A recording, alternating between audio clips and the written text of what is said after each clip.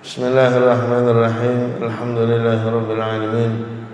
Wassalatu wassalamu ala asyrafil anbiya wal mursalin sayyidina wa habibina wa syafi'ina wa qurrati a'yunina wa maulana Muhammadin wa ala alihi wa sahbihi ajma'in. Amma ba'd.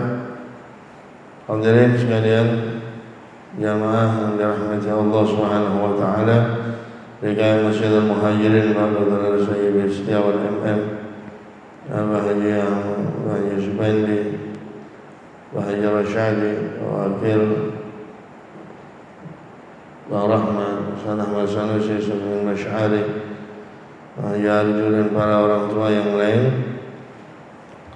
yang hadir dalam kesempatan malam hari ini. Alhamdulillah, syukur ala ni'amillah, kita hadir. Mudah-mudahan kita belajar untuk kita amalkan, untuk kita pahami dan kita sebarkan, mendapatkan pahala besar dari Allah Subhanahu wa taala.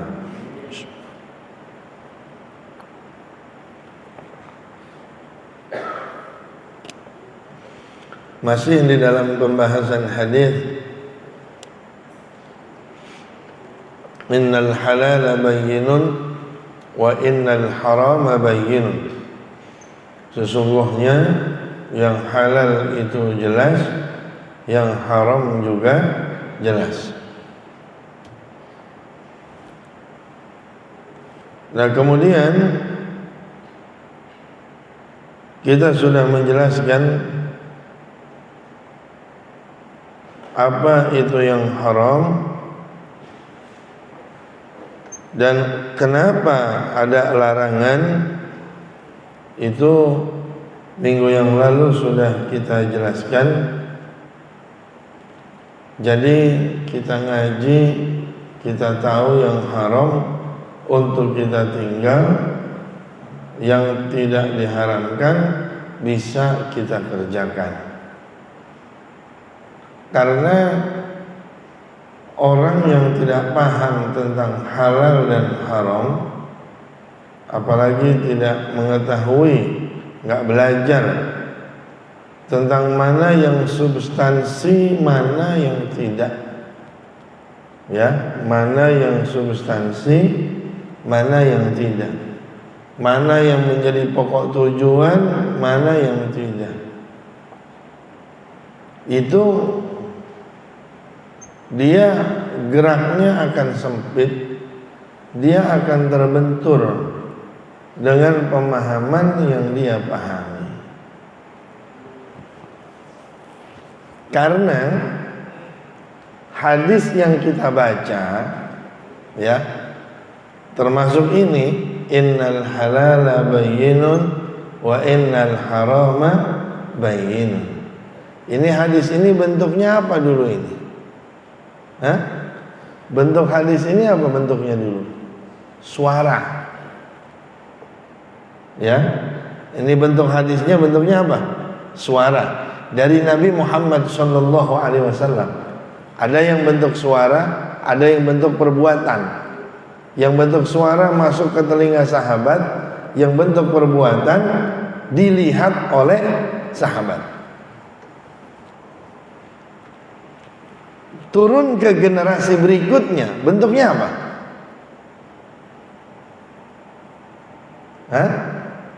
Turun ke generasi berikutnya, bentuknya apa? Bisa masih bentuk suara, gitu kan? Bisa masih bentuk apa juga? Masih bentuk yang bisa dilihat. Perbuatan yang dikerjakan oleh sahabat. Tapi setelah itu bentuknya sudah apa? Tulisan. Sampai ke kita sekarang. Bentuk tulisan ini yang rentan untuk dipahami oleh semua orang. Yang semua orang itu bisa multitafsir, bisa salah di dalam memahami teks tulisan.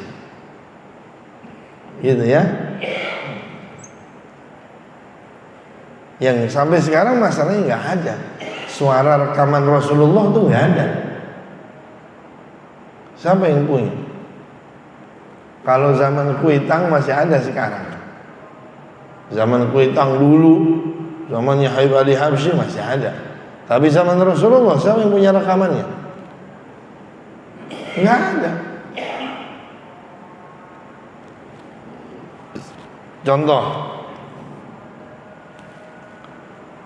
Nabi SAW mengatakan isna'u li ali Ja'far ta'aman fa innahu qad atahum ma yushghiluhum, atau kama qala Nabi sallallahu alaihi wasallam. Nabi sallallahu alaihi wasallam bersabda, buatkanlah oleh kalian makanan untuk keluarga Ja'far. Kenapa? Karena mereka sedang tertimpa sesuatu yang membuat mereka sibuk. Sayyidina Ja'far At-Tayyar meninggal dunia. Kemudian yang lain disuruh bikin apa? Makanan. Nah terus sekarang begitu orang-orang yang datang takziah itu dikasih makanan, langsung kontradiksi, gitu kan?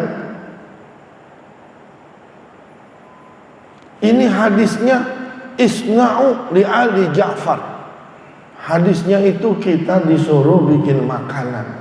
Kenapa kita yang takziah, kita malah yang dikasih makanan? Kan gitu. Paham ya? Terus apakah yang dikerjakan oleh orang-orang itu salah? Bukan salah. Situnya yang enggak memahami konteks hadis yang diutarakan oleh Nabi Muhammad SAW. Loh, kalau kita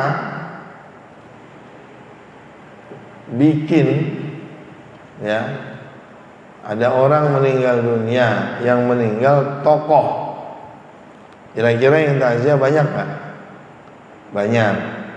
Tiap orang bawa nasi, gimana? Hah?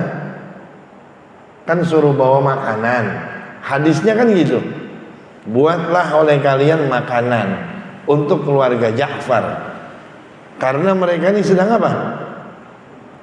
Mereka ini sedang tertimpa musibah. Kalian bikinin makanan. Loh, kalau sekarang konteksnya, konteks sekarang nih, yang meninggal tokoh, kira-kira yang ngelayat berapa orang? Banyak gak yang ngelayat? Semuanya bawa nasi, bagaimana? Busuk apa enggak? Mubazir enggak? Ini kan yang dia nih enggak paham substansinya, nih enggak paham.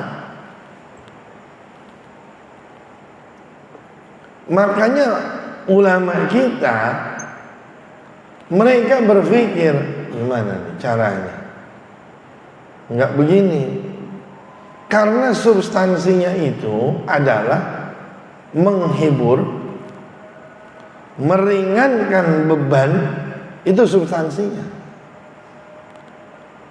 Menghibur, meringankan beban orang yang kena musibah, itu substansinya. Jadi jangan mentang-mentang hadis itu bikinlah makanan, bikin makanan semua. Loh, basi. Kalau misalnya yang meninggal orang biasa, gitu ya, yang takziah mungkin ada 50 orang, lumayan lah. Terus sekarang kalau yang meninggal tokoh, yang takziah, contoh misalnya kayak Habib Mundir lah misalnya, dulu waktu Habib Mundir meninggal, kira-kira yang takziah kalau semuanya bawa nasi gimana gitu? Makanya oleh ulama kita, oh sudah, jangan bawa nasi, bawa aja duit. Kan begitu. Ada baskom kan? Di depan rumah tuh ada baskom kan? Iya. Itulah pinternya ulama gitu. Ini orang sekarang ini nggak paham. Nggak paham gimana? Ya nggak belajar gimana? Lo ngajinya cuman jarang-jarang. Ngaji cuma dengan kelompoknya doang. Susah. Jadi bikin gaduh malah. Saya contohin lagi. Biar biar pinter. Ini nih.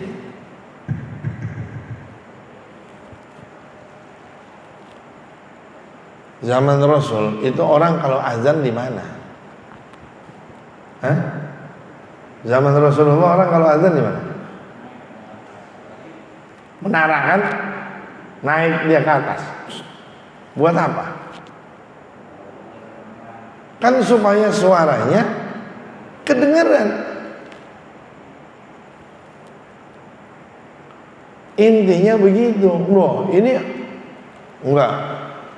Kita ikuti Rasulullah. Kita ke atas menara. Ngapain? Semenjak ada dia nih, semenjak ada speaker, orangnya nggak perlu ke atas.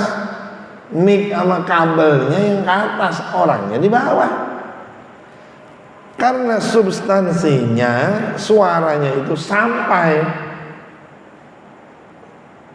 Gimana caranya biar sampai ke masyarakat luas? Bukan orangnya. Itu kan namanya nggak memahami konteksnya itu, nggak memahami substansialnya. Substansinya dia nggak paham, gitu ya. Jadi akhirnya gimana? Ya akhirnya kaku. Nah makanya kita lanjut ini pelajaran kita ini.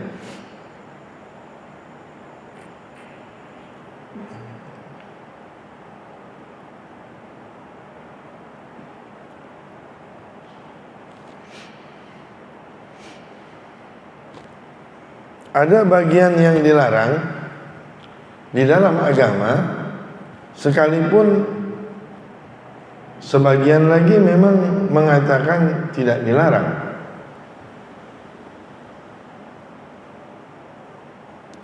Kemarin kita membahas tentang sesuatu yang dilarang oleh syariat. Ada yang dikarenakan kerusakan yang tampak, yang jelas, seperti minuman keras. Ada halnya kerusakan yang maksudnya tidak nampak, yaitu zina, tapi lebih pada diri pribadi orang itu sendiri. Kemudian ada juga yang dilarang oleh syariat itu dikarenakan ada cacat pada saat mendapatkannya. Seperti halnya apa? Perampokan, pencurian, atau akadnya, transaksinya ini transaksi yang tidak diperbolehkan, transaksi yang rusak. Seperti apa transaksi yang rusak itu? Menurut beliau ini diantaranya adalah al-mu'athah. Kita tuh sering, yang saya sering katakan, kita sering menginginkan kemudahan tanpa melihat resiko. Kalau kita naik mobil, itu resiko kecelakaannya dengan naik pesawat lebih tinggi mana? Hah? Pesawat kan? Pesawat. Tapi orang maunya yang mana? Mau pesawat atau mobil? Pesawat. Ya kalau yang mau mobil nggak punya duit, itu aja. Ya kalau punya duit pasti pesawat. Kalau yang mobil nggak punya duit itu ngirit. Jadi dia pengennya yang mudah. apa-apa yang mudah tanpa melihat resikonya, padahal resikonya lebih besar. Di antaranya yang gampang dan mudah itu adalah mu'athah.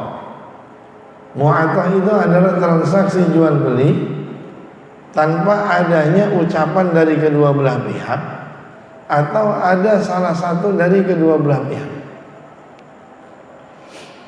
Jadi kita misalnya ngambil kerupuk, kita ngambil apa segala macam, ngambil ini ya, atau kita makan. Setelah kita makan baru berapa? Apa aja? Ini. Langsung 50.000. Duh. Kita kan sebenarnya awalnya suruh tahu harga dulu. Iya kan? Kita tuh kalau mau beli sesuatu, itu kan harusnya kita kan tahu harga dulu. Ini berapa? 3.000. Oh iya. Ini berapa? 5.000. Nah sekarang kalau kita udah makan semua, setelah kita makan semua kita tanya berapa? Berarti kita tahu nggak harganya? Nggak tahu. Langsung kan sama dia, sekian.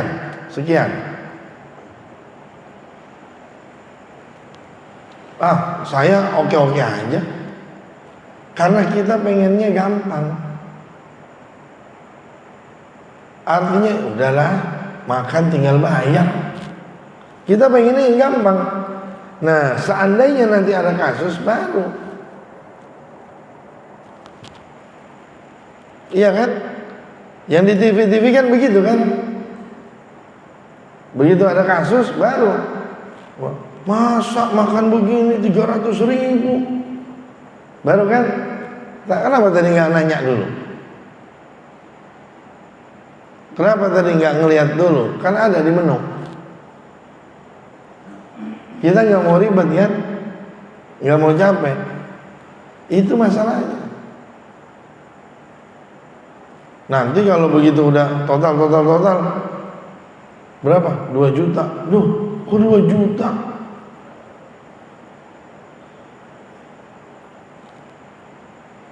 Kan karena apa? Karena kitanya nggak mau ngeliat, nggak mau nanya, nggak mau ribet. Sebenarnya sama aja, cuman karena menunya sama, kadang cuman karena tempat. Iya kan? Kadang-kadang bapak-bapak cuma makan sama, sayur asam apa segala macam, tempatnya biasa. Berapa ini Pak? 1,5 juta, marah. Coba kalau makan di teko, sama menunya, ya sayur asam, ya ini berapa? 1,5. Komplain nggak? Enggak kan? Kenapa nggak komplain? Menu sama. Ya makanya lihat dulu. Nah kita nih nggak mau capek gitu. Jadi buru-buru makan. Nggak ngiat lagi. Nah makanya transaksi seperti itu oleh ulama, apabila barang-barang yang diperjualbelikan itu adalah yang biasa saja, artinya remeh, itu boleh. Tapi kalau barangnya itu tidak remeh, ya itu enggak diperbolehkan.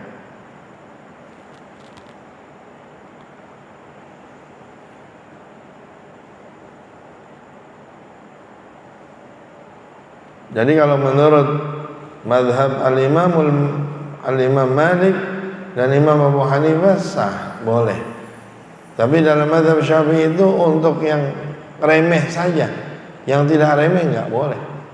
Ya yang remeh kayak roti, ya 2.000 perak, es, apalagi permen, yang remeh-remeh begitu. Kalau yang agak-agak mahal itu enggak boleh. Harus ada kejelasan dari penjual dan pembeli. Wa nuqila 'anil Ghazali anna al-harama kulluhu khabithun. Nah, dinukil dari Imam Ghazali, kata beliau, yang namanya haram itu semuanya jelek. Walakinna ba'dahu akhbathu min ba'din. Akan tetapi sebagian yang haram lebih jelek dari yang haram yang lain. Jadi haram ada tingkatannya. Haram semuanya jelek, tapi ada yang haram yang satu lebih jelek dari haram yang lain. Ya, itu kalau dalam fikih begitu. Tapi kalau dalam tasawuf, jangan kalian menyangka dosa besar dan dosa kecil itu berbeda. Di hadapan Allah dosa besar, dosa kecil sama. Buat kita beda, tapi buat Allah sama. Makanya kata Imam Busiri apa? Ya nafsu la taqnati min zallatin 'azumat innal kaba'ira fil ghufrani kallaman. Ya sama aja. Dosa kecil diampuni sama Allah, selesai. Dosa besar diampuni sama Allah, selesai. Apa bedanya?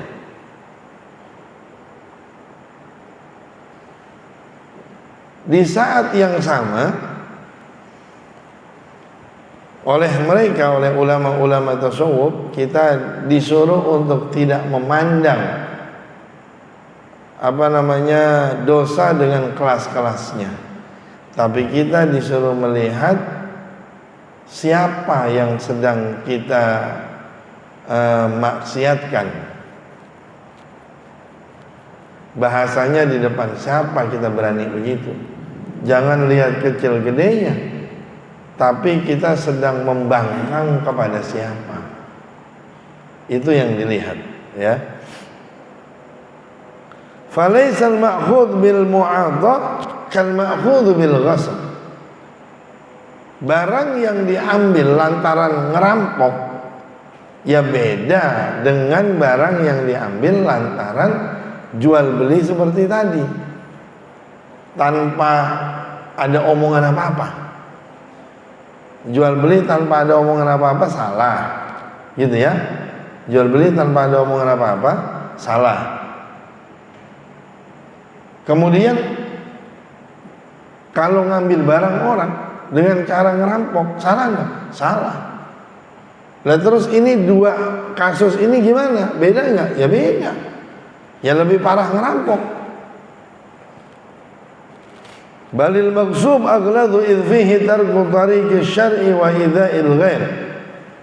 Bahkan kalau ngerampok itu lebih parah lantaran dia tidak mengikuti jalan syariat dan juga menyakiti orang lain. Walaysa fil mu'athah illa al-awwal. Nah, kalau yang tadi yang mu'athah, transaksi itu tanpa ucapan, itu hanya tidak mengikuti aturan syariat, tapi enggak menyakiti orang lain. Gitu ya. Makanya dua kasus seperti itu walaupun sama-sama tidak boleh, tapi yang satu lebih buruk dari yang lain. Wa darajatul idza takhtalifu bi ikhtilafi darajatil mu'dha bi fathi dzal al mu'jamah fal ma'khudhu zulman min faqirin aw salihin aw yatimin akhbathu aghladu min al ma'khudh min ghaniyin aw fasiqin aw qawi. Kemudian dalam kasus menyakiti orang itu pun berbeda-beda tingkatannya. Beda gimana? Kita ngerampok di rumah orang miskin dengan ngerampok di rumah orang kaya, itu sama-sama haram, sama-sama salah. Ya, yang namanya ngerampok yang nggak benar. Misal saya ngerampok ngerampok orang kaya, halal. Ajaran siapa? Ngerampok ya ngerampok, nggak ada yang halal Pak. Gitu ya. Saya ngerampok orang kaya, ngikutin Sunan Kalijaga. Apa? Jangan ngaco-ngaco kalau belajar itu. Seandainya benar, seandainya cerita itu benar, itu dilakukan oleh beliau sebelum beliau tahu agama. Jadi jangan sepotong-sepotong. Terus setelah beliau paham agama terus masih diterusin gitu. Kan enggak. Jadi jangan ambil kesimpulan sendiri. Saya ngerampok ngikutin Sunan Kalijaga. Loh, ntar Sunan Kalijaga marah. Ntar di hari kiamat dituntut sama Sunan Kalijaga. Bawa-bawa Sunan Kalijaga. Nggak bisa begitu. Ya, nah kita menyakiti orang lain itu juga ada tingkatannya. Tidak sama mengambil dari orang fakir, orang soleh, anak yatim, ketimbang ngerampok orang kaya, orang nggak benar sekalipun. Jadi menyakitinya berbeda tingkatannya. Lebih parah mana? Ya lebih parah ngerampok orang miskin, ngerampok orang anak yatim, gitu ya. Misalnya bulan Muharram, anak yatim lagi panen. Wah, dapat sehari 3 amplop. Lalu dia ngelihat, wah ini banyak nih amplopnya anak yatim. Dia rampok sama dia. Malam-malam itu. Gimana? Ya lebih parah daripada ngelampok orang kaya dan orang, misalnya orang kaya nih pada korupsi nih misalnya, ya tetap aja. Kita kan nggak tahu, emang dia hartanya hasil korupsi semua. Kita nggak tahu. Biar bagaimana ngerampok dia boleh apa enggak? Nggak boleh. Jadi jangan dia anggap dalil, nggak apa-apa itu dia ngerampok. Ya sama aja kalau begitu mah. Ini harta hasil dari korupsi, nggak apa-apa. Kita korupsi lagi, kita colong lagi. Ya sama-sama maling dua-duanya.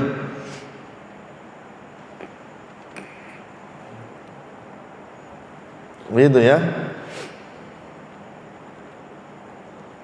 Wa fil hadits inna lillahi ta'ala malakan.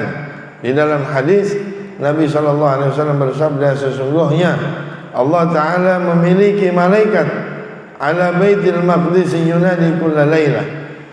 Allah punya malaikat di Baitul Maqdis menyeru tiap malam, man akala haraman lam yuqbal minhu sarfun ay nafilatun wala adlun ay faridatun. Kata malaikat itu, barang siapa yang makan haram tidak diterima dari dirinya, yang sunnah enggak diterima, yang wajib enggak diterima. Ibadah sunnahnya enggak diterima, ibadah wajib enggak diterima lantaran makan yang haram. Gitu ya. Makanya saya sering ngomong, kalau untuk buat urusan anak yatim, hati-hati. Nyari santunan dan lain sebagainya, hati-hati. Ya. Untuk panitia juga. Panitia maulid, ya. Panitia maulid itu duit maulid dibeliin buah, oke. Dijadiin hadiah, oke. Dia itu dijadiin makanan, oke. Gimana kalau duit itu dijadiin rokok? Buat yang lain. Kalau saya nyaranin jangan. Saya kalau lagi acara itu alhamdulillah dari kantong saya, bukan dari yang lain. Kalau buat rokok enggak dari uang maulid. Enggak, ngeri, itu duit Nabi. Itu duit Nabi, itu perhatiin yang begitu. Ya, jangan sembarangan. Kira-kira duit Nabi dipakai buat ngerokok, buat kasih, kira-kira, ini mah kira-kira aja. Ya kita kan juga kan doyan sama rokok, doyan gitu. Tapi usahakan semuanya ada apanya, yang wajar gitu, di pos-posnya lah. Jangan kemudian udah panitia keluarin duit buat beli rokok seselop. Enak aja. Kalau saya nyaranin jangan. Termasuk nyari penceramah, ya. Majelisnya Rasul, nyari ceramah yang ketawa ketiwi, ngakak ngikik, apalagi ngomongin urusan perempuan, dalemannya perempuan diceritain apa, itu enggak mikir tuh. Nabi kira-kira senang apa enggak itu majelisnya beliau itu, ya. Nah, biar kita lebih peka, biar kita lebih dapat gitu cintanya kepada Nabi Muhammad sallallahu alaihi wasallam, ya. Wallahu a'lam bishawab. Ada yang tanya?